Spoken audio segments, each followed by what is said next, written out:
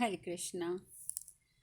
अर्जुन ने आगे कहा, जिस समय युद्ध के लिए एकत्र हुए इन डाकुओं के दलों का संहार करके प्रलय काल के पश्चात युगांतर उपस्थित करता हुआ मैं अग्नि के समान प्रज्वलित होकर कौरवों को भस्म करने लगूंगा और सदा क्रोध के वश में रहने वाले अल्प बुद्धि मूढ़ दुर्योधन जब अपने भाई भृत्यगण और सेनाओं सहित ऐश्वर्य से भ्रष्ट एवं आहत होकर कांपने लगेगा, उस समय दुर्योधन का सारा घमंड चूर चूर हो जाने पर उसको बड़ा पश्चाताप होगा। एक दिन की बात है, मैं पूर्वाहन काल में संध्या वंदना एवं गायत्री जाप करके आचमन के पश्चात बैठा हुआ था। उस समय एक ब्राह्मण ने आकर एकांत में मुझसे यह मधुर वचन कहा, कुंती नंदन, तुम्हें दुष्कर कर्म करना है। सव्यसाचिन, तुम्हें अपने शत्रुओं के साथ युद्ध करना होगा। बोलो, क्या चाहते हो? इंद्र उच्चश्रव घोड़े पर बैठकर वज्र हाथ में लिए तुम्हारे आगे आगे समर भूमि में शत्रुओं का नाश करते हुए चलें, अथवा सुग्रीव आदि अश्वों से जुते हुए रथ पर बैठकर वसुदेव नंदन भगवान श्री कृष्ण पीछे की ओर से तुम्हारी रक्षा करें। उस समय मैंने वज्रपाणी इंद्र को छोड़कर इस युद्ध में भगवान श्री कृष्ण को अपना सहायक चुना था। इस प्रकार इन डाकुओं के वध के लिए मुझे श्री कृष्ण मिल गए हैं। मालूम होता है देवताओं ने ही मेरे लिए ऐसी व्यवस्था कर रखी है। भगवान श्री कृष्ण युद्ध न करके मन से भी जिस पुरुष की विजय का अभिनंदन करेंगे, वह अपने समस्त शत्रुओं को, भले ही वे इंद्र आदि देवता ही क्यों ना हो, पराजित कर देता है। फिर मनुष्य शत्रुओं के लिए तो क्या चिंता ही क्यों करे।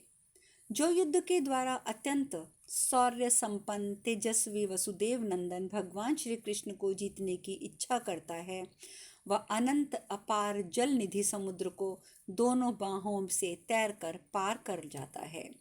जो अत्यंत विशाल प्रस्तर शिपूर्ण श्वेत कैलाश पर्वत को हथेली से मारकर विदीर्ण करना चाहता है, उस मनुष्य का नख सहित हाथ ही छिन्न भिन्न हो जाएगा।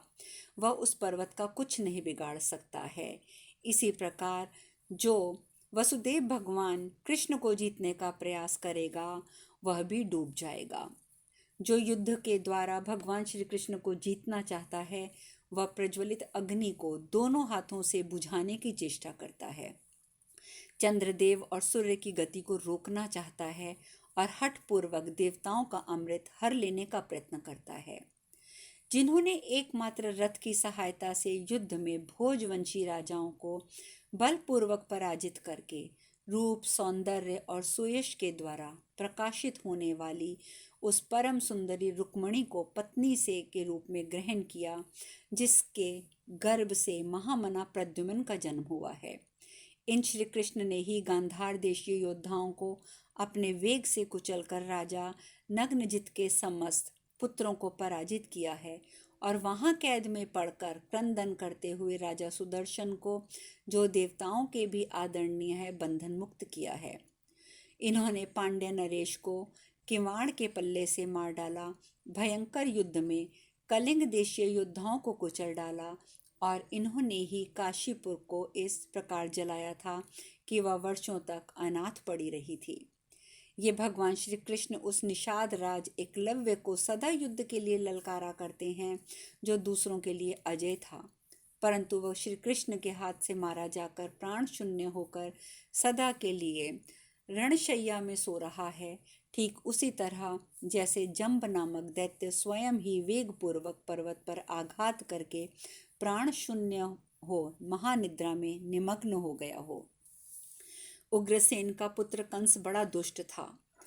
वह जब भरी सभा में वृषणी और अंधक वंशी क्षत्रियों के बीच बैठा था, श्री कृष्ण ने बलदेव जी के साथ वहां जाकर उसे मार गिराया। इस प्रकार कंस का वध करके उन्होंने मथुरा का राज्य उग्रसेन को दिया। इन्होंने सौभ नामक विमान पर बैठे हुए तथा माया के द्वारा अत्यंत भयंकर रूप धारण किए हुए आकाश में स्थित शाल्वराज के साथ युद्ध किया और सौभ विमान के द्वार पर लगी हुई शतघ्नि को अपने दोनों हाथों से पकड़ लिया। फिर इनका वेग कौन सा मनुष्य सह सकता है। असुरों का प्राज्ञ ज्योतिषपुर नाम से प्रसिद्ध एक भयंकर किला था जो शत्रुओं के लिए सर्वथा अजय था। वहां भूमि पुत्र महाबली नरकासुर निवास करता था, जिसने देव माता अदिति के सुंदर मणिमय कुंडल हर लिए थे। मृत्यु के भय से रहित देवता इंद्र के साथ उसका सामना करने के लिए आए, परंतु नरकासुर को युद्ध में पराजित ना कर सके।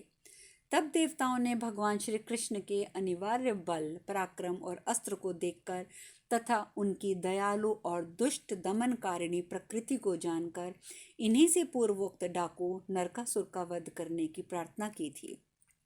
तब समस्त कार्यों की सिद्धि में समर्थ भगवान श्री कृष्ण ने वह दुष्कर कार्य पूर्ण करना स्वीकार किया था। फिर वीरवर श्री कृष्ण ने निर्मोचन नगर की सीमा पर जाकर सहसा 6000 लोहमय पाश काट दिए जो तीखी धार वाले थे। फिर मुर्य दैत्य का वध और राक्षस समूह का नाश करके निर्मोचन नगर में प्रवेश किया था। वहीं उस महाबली नरकासुर के साथ अत्यंत बलशाली भगवान श्री कृष्ण का युद्ध हुआ। श्री कृष्ण के हाथ से मारा जाकर वह प्राणों से हाथ धो बैठा और आंधी के उखाड़े हुए कनेर के वृक्ष की भांति सदा के लिए रणभूमि में सो गया। इस प्रकार अनुपम प्रभावशाली विद्वान श्री कृष्ण भूमिपुत्र नरकासुर तथा मुर का वध करके देवी अदिति के वे दोनों मणिमय कुंडल वहां से लेकर विजय लक्ष्मी और उज्जवल यश से सुशोभित हो अपनी पुरी में लौट आए। युद्ध में भगवान श्री कृष्ण का वह भयंकर पराक्रम देखकर देवताओं ने वहां उन्हें इस प्रकार वर दिया, केशव, युद्ध करते समय आपको कभी थकावट ना हो, आकाश और जल में भी आप अप्रतिग्रह गति से विचरें और अंगों में कोई भी अस्त्र शस्त्र चोट ना पहुंचा सके। इस प्रकार वर पाकर श्री कृष्ण पूर्णता कृतकार्य हो गए। इन असीम शक्तिशाली महाबली वसुदेव में समस्त गुण संपत्ति सदैव विद्यमान है। ऐसे अनंत पराक्रमी और अजय श्री कृष्ण को धृतराष्ट्र पुत्र दुर्योधन जीत लेने की आशा करता है।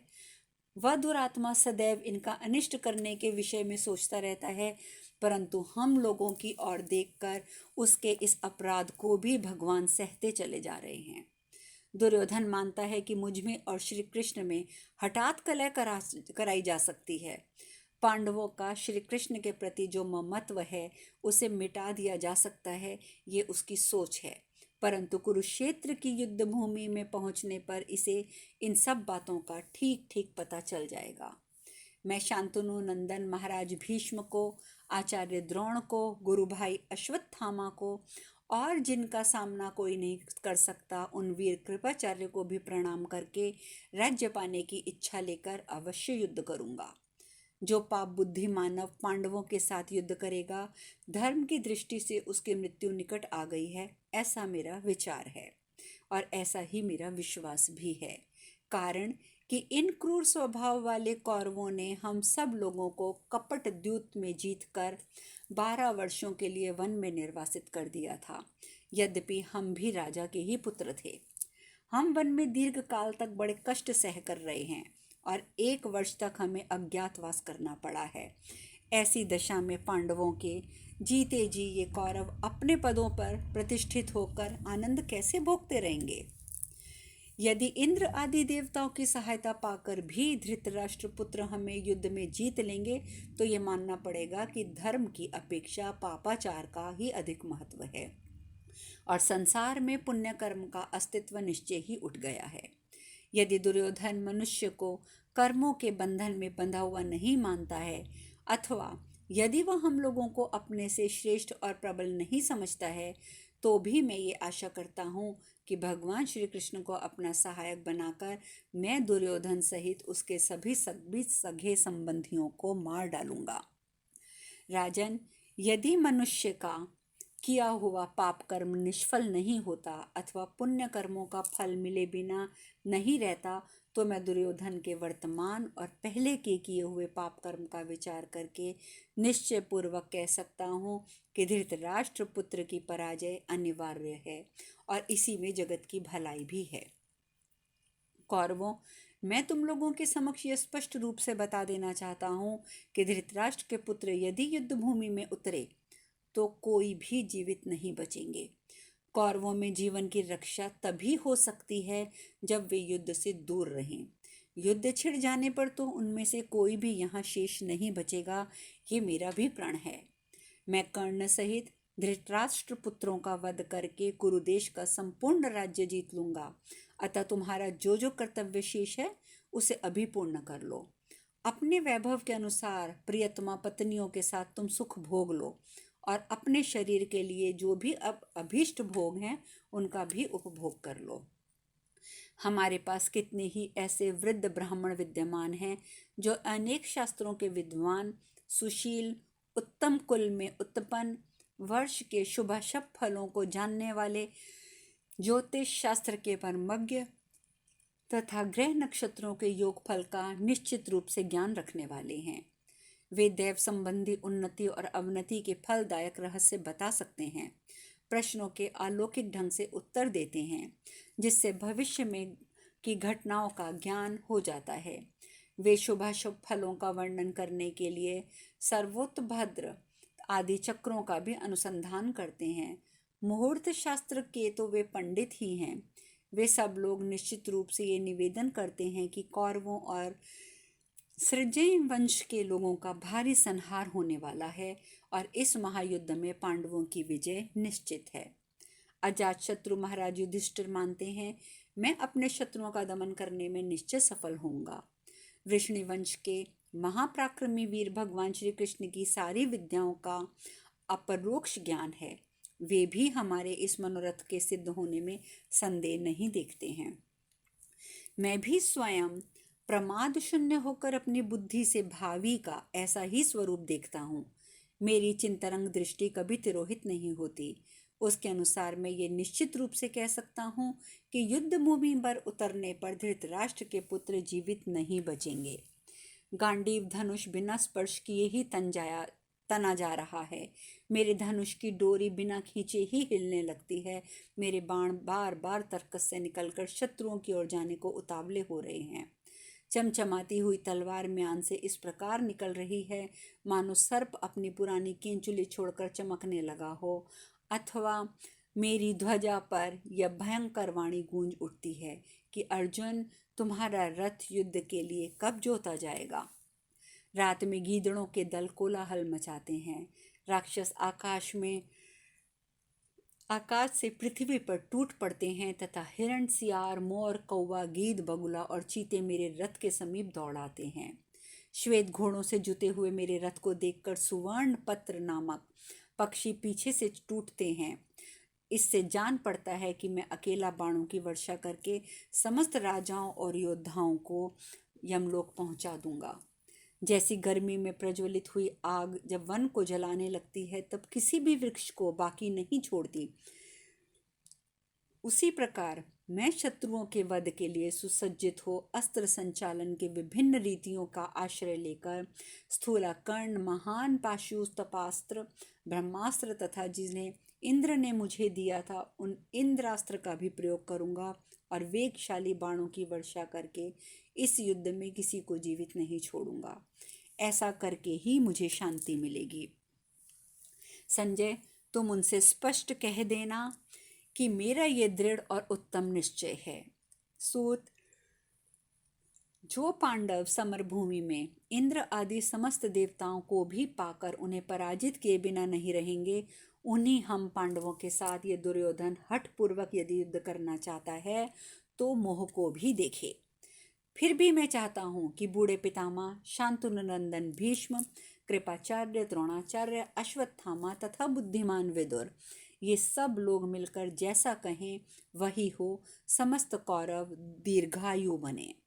इस प्रकार श्री महाभारत उद्योग पर्व के अंतर्गत यान संधि पर्व में अर्जुन वाक्य निवेदन विषयक 48वां अध्याय पूर्ण हुआ।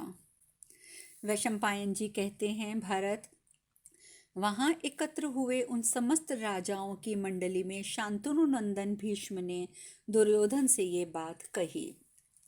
एक समय की बात है, बृहस्पति और शुक्राचार्य ब्रह्मा जी की सेवा में उपस्थित हुए। उनके साथ इंद्र सहित मरुदगण, अग्नि, वसुगण, आदित्य, साध्य, सप्तऋषि, विश्वसु गंधर्व और श्रेष्ठ अप्सराएं भी मौजूद थी। वे सब देवताओं के बड़े बूढ़े पितामह ब्रह्मा जी के पास गए और उन्हें प्रणाम करके पश्चात उन लोकेश्वर को सब ओर से घेर कर बैठ गए। इसी समय पुरातन देवता नर नारायण ऋषि उधर आ निकले और अपनी कांति और ओज से उन सब के चित्त और तेज का अपहरण सा करते हुए उस स्थान को लांघ कर चले गए। यह देखकर बृहस्पति जी ने ब्रह्मा जी से पूछा, पितामह, ये दोनों कौन हैं जिन्होंने आपका अभिनंदन भी नहीं किया? हमें इनका परिचय दीजिए। ब्रह्मा जी बोले, बृहस्पति, ये दोनों महान शक्तिशाली तपस्वी पृथ्वी और आकाश को प्रकाशित करते हुए हम लोगों का अतिक्रमण करके आगे बढ़ गए ये नर और नारायण हैं। ये अपने तेज से प्रज्वलित और कांति से प्रकाशित हो रहे हैं। इनका धैर्य और पराक्रम महान है। ये अपनी तपस्या से अत्यंत प्रभावशाली होने के कारण भूलोक से ब्रह्मलोक में आए हैं। इन्होंने अपने सत्कर्मों से निश्चय ही संपूर्ण लोकों का आनंद बढ़ाया है। ब्राह्मण, ये दोनों अत्यंत बुद्धिमान और शत्रुओं का संताप देने वाले हैं।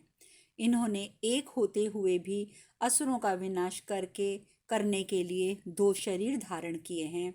देवता और गंधर्व सभी इनकी पूजा करते हैं। वैशंपायन जी कहते हैं, जन्मेजय, ब्रह्मा जी की ये बात सुनकर इंद्र, बृहस्पति आदि सब देवताओं के साथ उस स्थान पर गए जहाँ उन दोनों ऋषियों ने तपस्या की थी। उन दिनों देवासुर संग्राम उपस्थित था और देवताओं को महान भय प्राप्त हुआ था। अतः उन्होंने उन दोनों महात्मा नर नारायण से वरदान मांगा। भरत श्रेष्ठ, देवताओं की प्रार्थना सुनकर उस समय उन दोनों ऋषियों ने इंद्र से कहा, तुम्हारी जो इच्छा हो उसके अनुसार वर मांगो। तब इंद्र ने उनसे कहा, भगवान, आप हमारी सहायता करें। तब नर नारायण ऋषि ने इंद्र से कहा, देवराज, तुम जो कुछ चाहते हो वह हम करेंगे। फिर उन दोनों को साथ लेकर इंद्र ने समस्त दैत्यों और दानवों पर विजय पाई। अब शेष कथा कल। हरे कृष्णा, हरे कृष्णा, हरे कृष्णा।